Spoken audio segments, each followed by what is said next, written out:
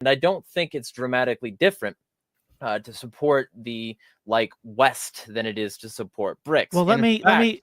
In fact, BRICS is currently not doing a genocide, and the West is. So I don't know what to tell you. Well, would part of this be really quickly? Well, let me just say something quick, and then you can respond as well. But I think the what Scott's point was, which I'd like to see if you can address that, was that even if maybe in our own opinion as libertarians, and we're just being really objective here, we go well, these are just different forms of state capitalism, and is one really better than the other?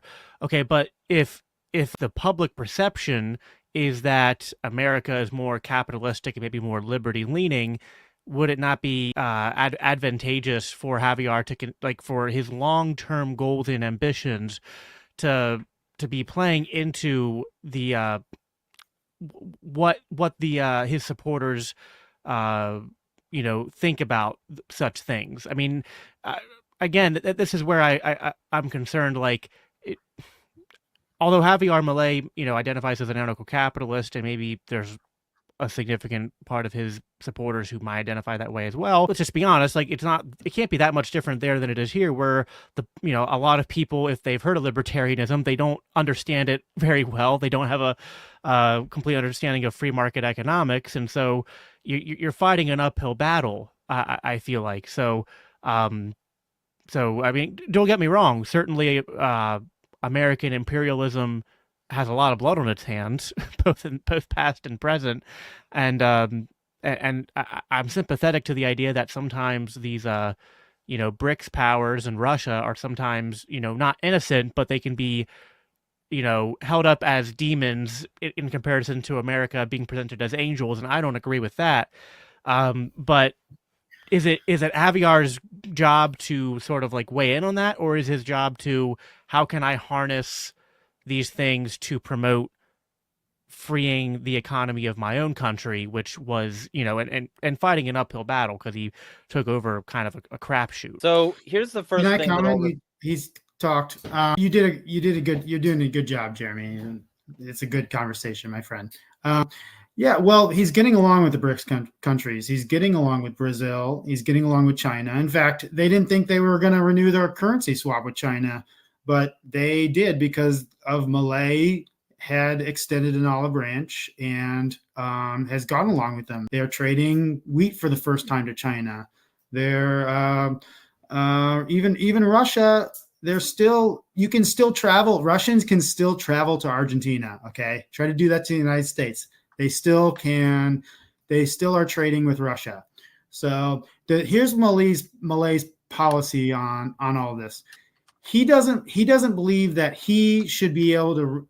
The government of Argentina should be regulating who the people of Argentina are trading with or are doing commerce with. So he believes that the people of Argentina should have the right to trade with whoever they want to trade with. So that's that. And Milei doesn't want to do business with China. He doesn't want to engage in government strategic dealings with China, but he believes in free trade. So that's why he's increasing trade with China. That's why he's increasing trade with Brazil. So to me, it's a really moot point which alliance he's on in that way as far as trade and the people. He thinks the people. He doesn't believe the government should be interfering with the people. What would Milei do? So I'm trying to be fair here and play devil's advocate both ways. Would he allow people to trade with people in Gaza? Would he allow people to trade with other with Iran or other countries who are generally deemed the enemy of the American regime? Yes, Milei doesn't believe that the government, as the government, should control the people, his people. Yes, Milei doesn't believe that the government, as the government, should control the people, his people. He's a libertarian. So now, when you're dealing with some of these governments, you have to go through the government. So a lot of these arrangements have to actually go through the government, but he doesn't believe that somebody's buying something from Iran or going to Iran to do business, an Argentinian, he's going to stop that from happening. Has So, he all said right, let's this, go. or Let's are you get. just saying that? Well, he believes it. Now, Are you sure? I don't see any. I haven't seen any. So if you're not prohibiting it, if you don't actually prohibit it, then you're allowing it to happen. If you're allied with NATO, you're doing more than prohibiting it. You're saying that the Western sanctions are sanctions that you will at least rhetorically back. He's not. That is part he's of. not That in is NATO. a part of. That is a. Argentina's not in NATO. He's literally saying he wants to. He's literally saying he wants to have He wants a strategic. to be. I like getting They want to interrupted. be a NATO That's what I have partnership. debates for. Okay, to get yeah, interrupted. let's try to. Yeah, I mean, I know this is actually a really important topic to get at, and I want to give you guys both time to talk about it. But let's try to take turns here, and you know, I have a stopwatch here, so I'm trying to keep equal time here. So, this is kind of an important topic, so I'm gonna kind of keep you guys to 2-minute responses till we get through this. So, Jeremiah, you got 2 minutes, and then we'll give Scott 2 minutes. So in April, Argentina already started to make moves to join NATO. And this is from Associated Press, that he asks to join NATO as President Milei seeks a more prominent role for his nation. Buenos Aires, Argentina formally requested Thursday to join NATO as a global partner, a status that would clear the way for greater political and security cooperation at a time when the right-wing government of President Javier Milei aims to boost ties with Western powers and attract investment. Now, that's exactly what you have to do. In the words of Doug Casey and his disaster capitalist mentality, the goal of this particular kind of alliance is to get like more participation and cooperation so that your government can get the support of these governments in exchange for supporting them. It's a cooperative alliance. And he wanted to join NATO. He's been pushing to join NATO for a long time now. And that would be like 2% of his of the budget for the year. So let's be super clear here. I wasn't wrong about that. The 450,000 jobs that are now gone because of his policies, those mean that those people can't participate in the economy. The mass evictions, including off indigenous land that was granted to natives, he's reversed that.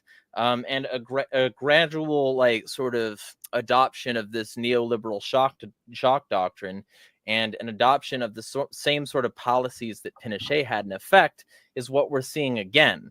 So when I see this, I'm seeing history repeat and vassalization occur again to the West. I'm saying the answer is don't vassalize to anybody or be on anybody's central bank, even your own. All right, 10 seconds to spare. Scott, go ahead. You got 2 minutes.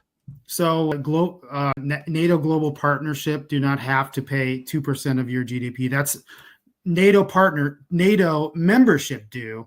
NATO members only consist of Canada, the US, and Europe. Nobody else can be a part of a NATO member. A NATO partnership is basically like we're friends. There's no commitments for a NATO partnership.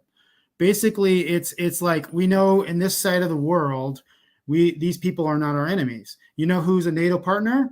Colombia, Mongolia, Iraq, Afghanistan, South Korea, Japan. Not exactly the most warmongering nations, okay?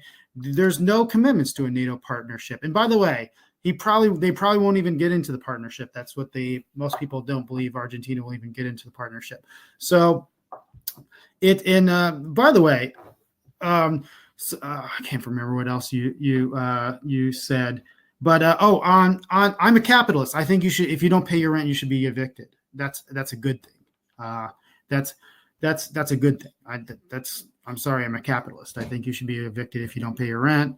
And the supply of rents have gone up 200%. I think one thing that came to mind is that, I mean, I think something I often hear is people talk about phasing out something like Social Security rather than just cutting it. And that if you put people in a state of dependency on the state, perhaps it's not, libertarian to say like, well, okay, we're capitalists now, so you were in the state of state created dependence, and now we're going to overnight cut those off and expect you to sink or swim. Maybe there was a better approach. Do you agree, disagree? You want to add some to that? Also, we're going to have to talk about the people in the comments are debating the AI facial recognition cameras. So I'll look up if some you want to sources. respond, we can maybe incorporate some of that into this, because I'm interested to know if I'll this is look- fake news or not.